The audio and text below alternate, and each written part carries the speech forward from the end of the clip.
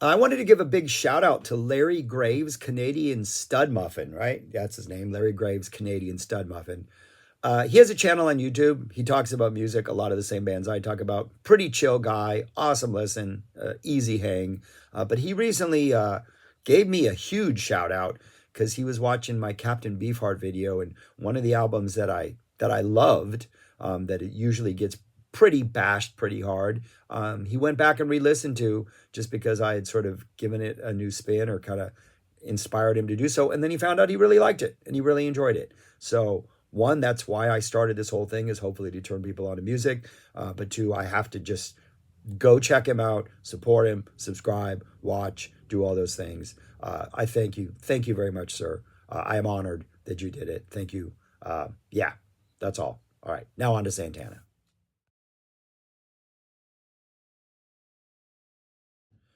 What's up, people? I'm Shaggy, the Opinionated Hippie, continuing my deep dive into Santana's live albums. These are the two albums he released in the 2010s decade, one of which I was kind of looking forward to, and can't say I was disappointed, but I didn't like it as much as I thought I would. And then the other one I was kind of hesitant about, and I actually absolutely kind of loved. I was surprised by.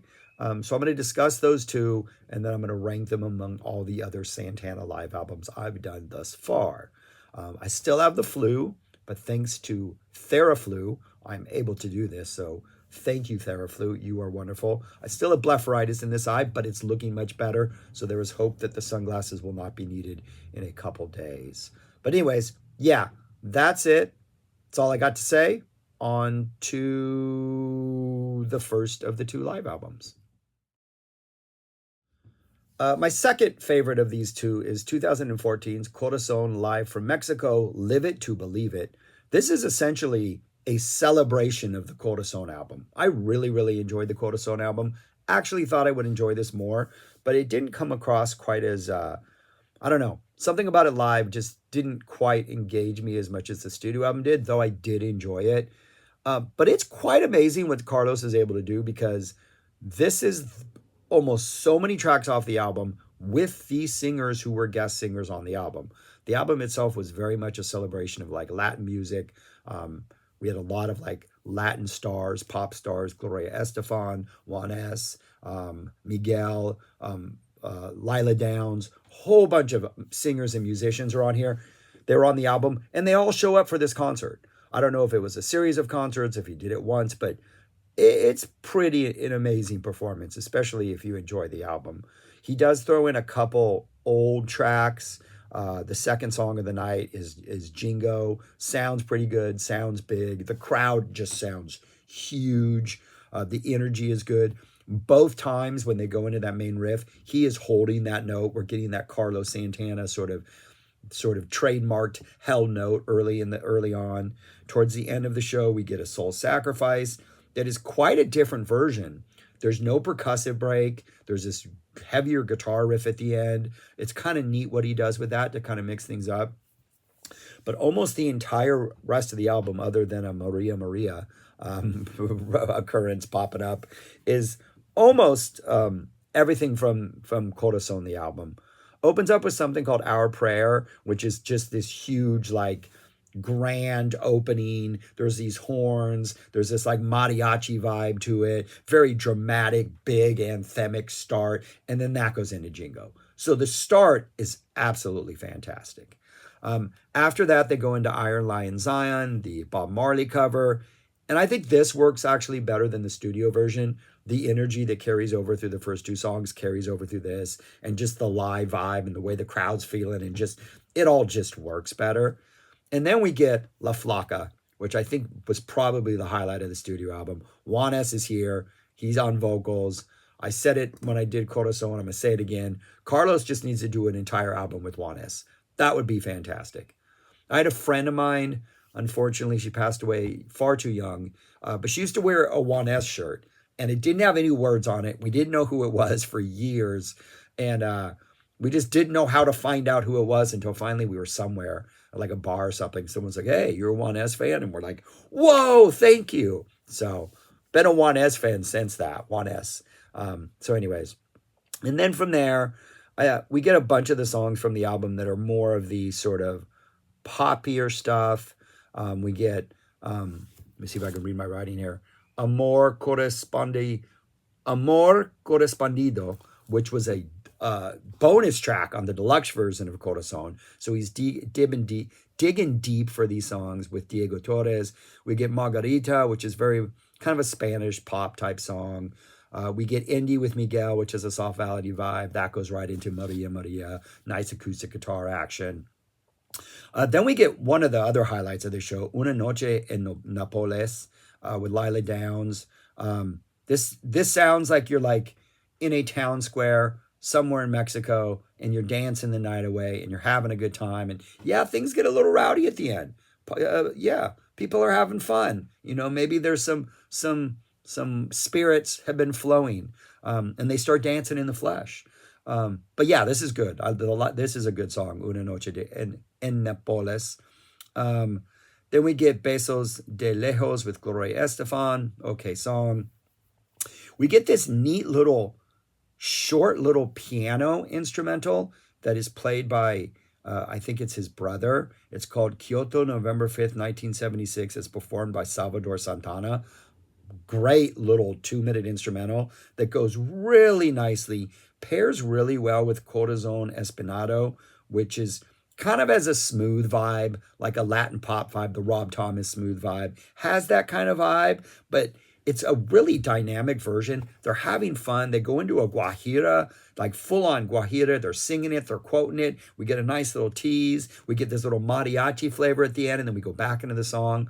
It's almost like something Zappa would do to a song, but it's a really fun version of this. Cindy Blackman Santana drum solo is the next track. Exactly what the title says it is. Then we get Soul Sacrifice, though the drum solo stops and then Soul Sacrifice starts. Really like this Soul Sacrifice. I like this arrangement. I like that he's just not doing the same thing over again. It's kind of neat. Get some nice Hendrix energy at the end when they start jamming. Then we get, my writing is horrible, Serraria, which is this upbeat, bouncy song. Really good song for the end of the tour, for the end of the show. Feel good vibe, upbeat, just nice. Really, and it goes well after Soul Sacrifice. If you're gonna follow Soul Sacrifice and not have that be your closer, this somehow worked. Kind of felt more in line with the vibe of the show, but it was also really upbeat. And then, awesome closer, we get a Cielito Lindo, which is just absolutely fantastic. Canta y no llores. I have a hard time speaking. I'm going to blame the Theraflu on that. But yeah, Cielito Lindo into something called Descarga Divine Explosion. Really good ending. So actually, I think I liked this more than I originally thought. There are some really good highlights. I do just think there's maybe a run after La Flaca before we get to Kyoto that is a little bit more hit and miss, though Una Noche and Nápoles is pretty good. But yeah, it was a fun listen. I maybe thought I would like it more. I did not like it. I just think maybe the album, the studio version of this, maybe just works better. I don't know. But it was a good listen, I have to admit. First 4 songs, excellent. And then it ends strong. So yeah. But that is my second favorite from this decade. And now on to my first. And my number 1 in this decade is Santana 4 Live at the House of Blues. This release, as the previous release, was a DVD. I think the DVD and the 2 CDs were packaged together. I have a friend who is a hardcore Santana fan. He lives in Corpus Christi, but he travels all the time. I have a whole bunch of his stuff right now because he was willing to share it with me when I told him I was doing this. But he's one of those people who will drive great distances to see Santana. So I've been picking his brain. And I was not expected to like this because I did not like Santana for the album. But this was really good. It's a whole bunch of deep cuts. Not deep cuts. It's a whole bunch of classic cuts. And then the album. And I think the album, I don't know if the songs sound better. A couple of them are still kind of rough. But I do think the energy of being live really helps. I mean, it starts off with like Soul Sacrifice, Jingo, Evil Ways, and then Everybody's Everything, which is a really nice choice to throw in there before we get some new tracks. And then we throw in some other stuff. I do think as the show goes on, the energy just gets better and the band seems to loosen up. And by the time we get to the end, you can really feel like going into a studio and writing a bunch of songs and getting together after decades is one thing. Then getting on stage and performing for a couple hours and getting feeling each other out and rehearsing before that, like you can tell this should have been just more of a live thing than it maybe should have been a studio thing. But I really enjoyed this.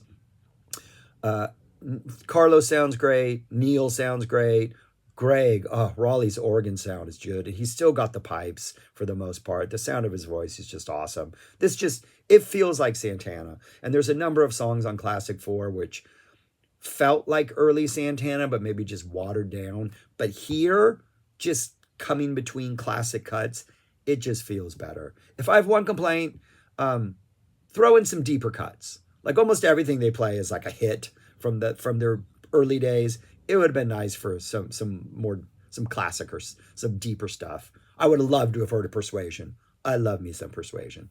But like I said, it opens up with Soul Sacrifice, and right off the bat we get a long percussion jam and a drum solo. Like we're not apologizing about anything. This is who we are as a band. That goes into Jingo, pretty nice Jingo. And then we get an Evil Ways. Carlos introduces the band during Evil Ways. Sean gets a chance to like jam. Raleigh's organ sound is just so beautiful, so nice. That solo, absolutely fantastic. And then we get Everybody's Everything, which is just so great to hear. Absolutely love this. And then we get 3 new songs, which really kind of are some of the weaker songs on the album, maybe. Shake It, which is, I think it's a Sean Penn song. Just, it's like a generic rock song. Sean's just kind of shredding at the end. It just kind of doesn't fit the vibe of the first songs. Anywhere You Want to Go, which is a Raleigh Penn song, works a little better. This has more of a typical Santana vibe. Don't know if there's anything particularly special about the song, but I don't think it's bad in particular. And then Choo Choo, which has maybe some of the worst lyrics on any Santana song. Santana can have some trite lyrics, but his trite lyrics tend to like at least be aspirational and have some purpose, and like I can get behind the message. Choo Choo's lyrics are just horrible. But the melody that he's playing on the guitar is pretty sweet. And then this goes right into All Aboard, which is pretty nice. We get some more Sean shredding in there. That actually works and fits within it. So actually this maybe run isn't as bad as I think it is. Then we get Samba Pati, which is just beautiful as always. And then this is absolutely a great choice. They play Batuka into No One to Depend On. Both awesome to hear. You can tell they're enjoying playing this. Why I think they should do more deep cuts. Like you can tell how much fun they are having playing this older stuff. Maybe those first 4, it does have a little bit of a greatest hits feel, even though you can tell they're enjoying themselves. I don't think it's until we get to Everybody's Everything where things are really starting to like pick up. By this time, these old songs sound great. Then we get a whole bunch of new songs. Leave Me Alone. The Carlos Santana vibe sounds familiar on his guitar. Sueños, which has like a Europa type vibe, that kind of song. Caminando, which is a weird song. It sounds like late 80s, early 90s ZZ Top with Latin breaks in it. Like almost like Carlos and ZZ did a work together in like 89, because it's got just this weird little vocal thing. It's got this weird rocker vibe, though there is this nice riff that goes through it. Carlos is making fantastic noises. He's not just soloing, he's actually using his guitar to like make some like ambient kind of noisy type stuff. It's an interesting interesting song. And then Carlos is playing slide. There's a really nice part where Neil and Carlos are going at it. Parts of it don't work because it almost feels like it doesn't even fit in with the rest of the album, but parts of it really do work. And by the end of it, I'm just like, yeah, that was worth it. That was a jumbled mess, but it was worth it. Then we get Blues Magic into Hechizo, 2 new songs. Blues Magic is kind of a soft ballady vibe. Hechizo is a little more upbeat, some great bass on it. Probably one of the better new songs. It's an instrumental, good guitar playing. Actually, not that bad. We get Come As You Are, in which Carlos is singing in Spanish. Okay, new song, decent. Then we get Yambo, which was the opening track on the new album, and I liked it on the new album because it was kind of low key and didn't come out like guns a-blazing, and I thought it really worked. It's got a little more energy here, and Carlos's guitar sound is great. He's got some crazy sort of pedal action going on here, some effect, because it's kind of thick and nasty and weird and distorted and almost has a synthesizer vibe. Really cool sound. Then we get Black Magic Woman into Gypsy Queen. They're tearing through this. Like the guitar energy in this is aggressive. They don't really jam out the Gypsy Queen, but we do get a nice like third stone from the sun quote in there. That goes into Oyo Como Va, which is just like smoking. Like they are just on fire by this point. It's a blazing version of this. Absolutely amazing. And I swear during Carlos Santana's guitar solo, he quotes, "I feel the earth move under my feet." Like that's it. He goes, "I feel the earth." Like he just quotes that line and then abandons it. And maybe that's something else, but I'm pretty sure that's actually what he's quoting. And this is on YouTube, the video version. And I watched some of this.